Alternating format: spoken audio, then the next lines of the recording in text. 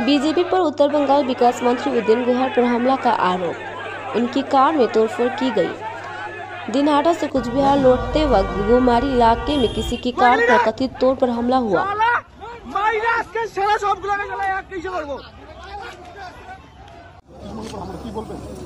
আমি তো বলছি যে ওর টার্গেট হচ্ছে উদয়ন গুহ, 1 নম্বরের টার্গেট। কারণ ও জানে যে উদয়ন গুহকে যদি বসিয়ে দিতে পারি তাহলে আমার অনেকটা সুবিধে হয়ে যাবে। কিন্তু এই করে তো আর বসানো যায় না। আমাদের এত নেতা কর্মী আছে, কেউ বসে থাকবার জন্য রাস্তায় নামেনি, কিন্তু টার্গেটটা করেছে আমাকে। বিশেষ করে আজকে দিনহাটায় যে মিছিল হয়েছে দেখার পরে ওর তো কয়েকদিন ঘুম হবে না। তার ফলে এই যে খেপার মতো আচরণ করছে। এবং দিনহাটাতেও একই ধরনের ঘটনা ঘটিয়েছে। আজকেও ওর ইশারাতে ওই একইভাবে আক্রমণ হলো।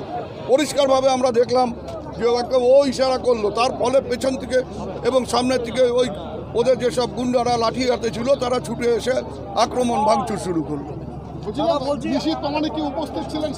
একেবারে হুট খোলা গাড়িতে দাঁড়িয়ে থেকে ওখানে হাত জোর করে ভোট চাইছিলেন এবং পুরোপুরি ওইখান থেকে ইশারা করে আমার গাড়ির উপর আক্রমণ এবং আমাদের লোকদের মারধর।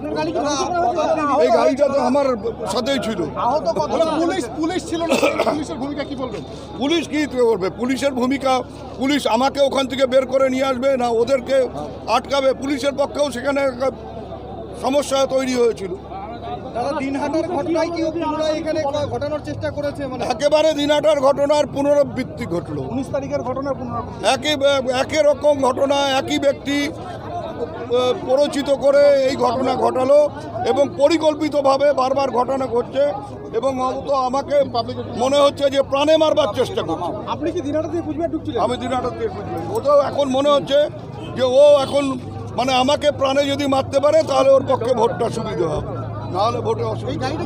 আপনার যদি প্রাণে মারা ষড়যন্ত্র চলছে কি বলবেন? আমি বলছি তো যে এইভাবে আক্রমণ হচ্ছে বারবার, একেবারে পরিকল্পিতভাবে আক্রমণ হচ্ছে।